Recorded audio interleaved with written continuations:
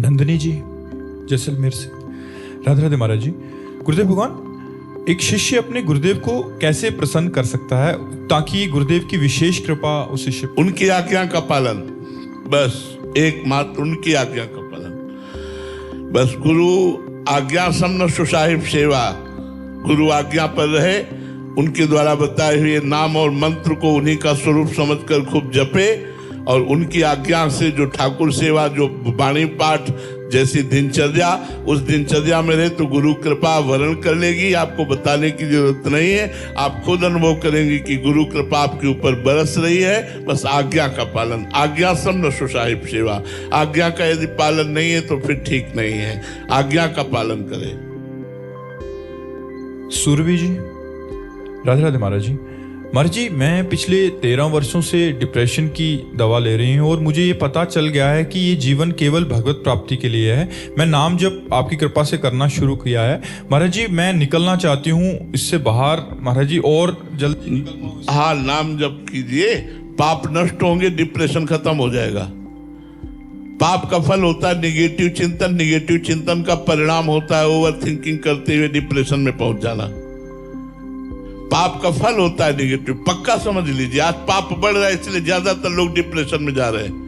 धर्म से चलो तो पॉजिटिव चिंतन होगा, विपत्ति में भी पॉजिटिव चिंतन करके आप मुस्कुरा के निकल सकते हैं। यदि धर्म से, अध्यात्म से चलोगे और धर्म रहित, अध्यात्म रहित रहोगे तो सब सुख होने पर भी निगेटिव चिंतन ओवर थिंकिंग में पहुंचाकर आपको पहुंचा देगा, डिप्रेशन में पहुंचा देगा।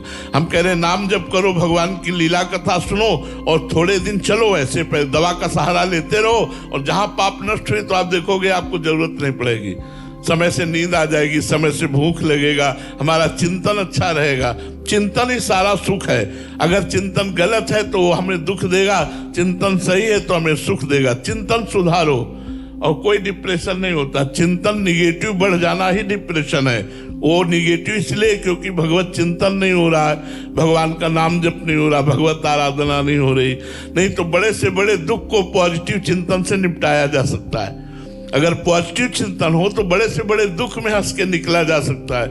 निगेटिव चिंतन है तो उसी में फंस जाओ, सारे सुख सुविधाएं, लेकिन नकारात्मक सोच भय पैदा कर दे, कहीं ऐसा ना हो जाए, कहीं ऐसा ना हो जाए, कहीं ऐसा हो गया तो। अब वो सोच सोच कर परेशान होकर डिप्रेशन में पहुंच जाता है। इसलिए खूब नाम जप करो, भगवान की लीला कथा सुनो, नाम कीर्तन करो।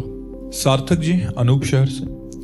राधे राधे महाराज जी। महाराज जी, साधक उस परिस्थिति में खुद को कैसे संभाले जब उसे ना तो भगवत प्राप्ति का अभी यथार्थ अनुभव हुआ है और भोगों का आकर्षण भी बढ़ रहा है, तो खुद को संत समागम, संत संग करे। अगर संत संग करेगा तो बच जाएगा, नहीं तो भोगाकर्षण परमार्थ में नहीं बढ़ने देगा, उसे गिरा देगा। अगर संत संग करेगा तो रोज नया उत्साह मिलेगा उसको। नाम जप और सत्संग। मन तो चंचल सबनते, याको कौन उपाय। बोले साधन को हरि भजन है, कै सत्संग सहाय। मन बड़ा चंचल है, भोगों की तरफ जा रहा है, क्या उपाय है इसे हम परमार्थ में लगावें? तो बोले प्रधान उपाय है हरि भजन, नाम जप करो। द्वितीय सहायक उपाय है सत्संग। अगर संतों का संग होता गया तो एक नया उत्साह भजन में बढ़ेगा, भोगों के त्याग के लिए प्रेरणा मिलेगी, भोगों के त्यागने का उत्साह मिलेगा, भजन करने की प्रवृत्ति बढ़ेगी, तहाँ आप परमार्थ पे आरूढ़ हो जाएंगे।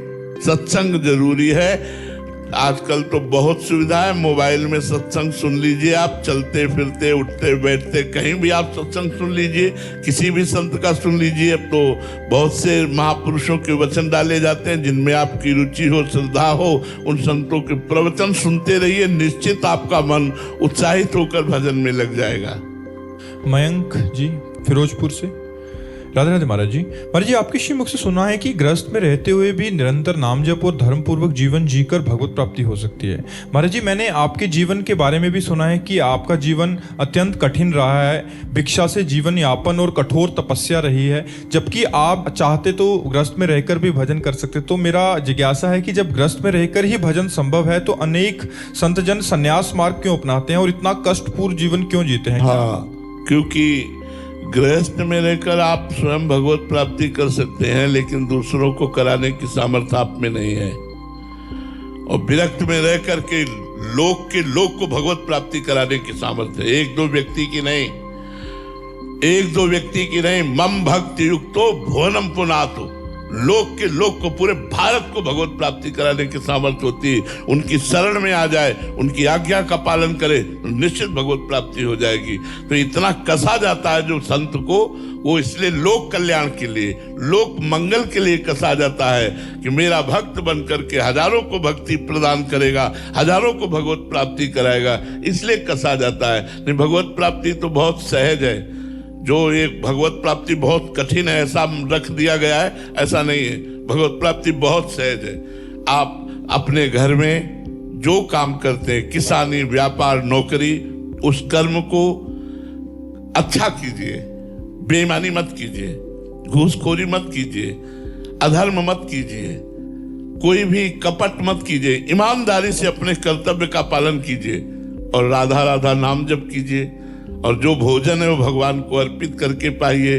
कभी संत महात्माओं का सौभाग्य बन जाए पवाने का, उनको पवा दीजिए, हो गई भगवत प्राप्ति। आप निश्चित, जब आपका शरीर छूटेगा आपको भगवत प्राप्ति हो जाएगी। लेकिन संत जन इतना कठोर तप करके, भगवान का भजन करके ऐसे बन जाते हैं कि दर्शन मात्र से पवित्र कर देते हैं। संत दरस जिम पातक तरई, चलते फिरते तीर्थराज प्रयाग हैं। मुद मंगलमय संत समाजू, जो जग जंगम तीर्थ राजू, जहां से निकल जाए वहां के वातावरण को पवित्र कर दे, अपनी वाणी से लोक के लोक को पावन कर दे। इसलिए भगवान अपने संतों को कसते हैं। इसलिए विरक्त भाव से जो भजन करते हैं वो मम भक्ति युक्तो भुवनम पुनात सातरति सातरति सा लोकांतारयति, वो स्वयं तर जाते हैं, स्वयं तर जाते हैं और लोक के लोक को पावन कर देते हैं। इसलिए गृहस्थ ऐसा नहीं कर सकता। वो तो अपना ही कल्याण कर ले, यही भगवत प्राप्ति कर ले तो बहुत बड़ी बात है। लड़का बच्चा पत्नी के मोह में फंसा हुआ कितना समय भगवान को दे पाता है, आप लोग देख लीजिए। हम लोग बचपन से लेकर के, जागरण से लेकर के सुषुप्ति तक, जन्म से लेकर मृत्यु तक पूरा प्रयास रखते हैं कि एक क्षण के लिए भी भगवान का विस्मरण न हो। और उसका फल ये होगा कि लाखों लोग भगवत प्राप्त हो जाएंगे, लाखों लोगों के हृदय का परिवर्तन हो जाएगा, लाखों लोगों का मंगल हो जाएगा। इसलिए भगवान संत को कसते हैं और ये संत मार्ग जगत पावन के लिए है। महाराज जी, संत जीवन और गृहस्थ जीवन के बारे में चर्चा हो रही है, तो महाराज जी इसमें क्या कठिनाइयां हैं और क्या सुविधा है और उसमें क्या कठिनाई यार जिंदगी पूरी। अब हम कैसे तुमको बताएं। जब 5 किलो अन्न पाने की जरूरत थी तो 5 कवल अन्न नहीं मिला, 5-5 दिन, 7-7 दिन भूख से व्याकुल होकर बालू खाई। संसार की तरफ आकर्षण था तो संसार नहीं, गंगा का किनारा, वही झाड़, वही बालू, वही गंगा जी। क्या हृदय में माँ का प्यार हमें नहीं चाहिए? क्या हमें पिता का प्यार नहीं चाहिए? क्या हमें संसार का सुख नहीं चाहिए? कुछ नहीं, सब में आग लगा करके पूरा जीवन ऐसे, तब वो जगत पावन करने वाला जीवन बनता है। और गृहस्थी में जब तुम्हें भूख लगी भोजन पा लिया, जब तुम्हें काम सताया पत्नी है, जब तुम्हें मोह सताया पुत्र है, जो तुम्हें मनोरंजन चाहिए रुपया है, सब, तो बहुत जमीन आसमान का अंतर है, बहुत जमीन आसमान का अंतर है। कोई खिलवाड़ नहीं, बाबागिरी।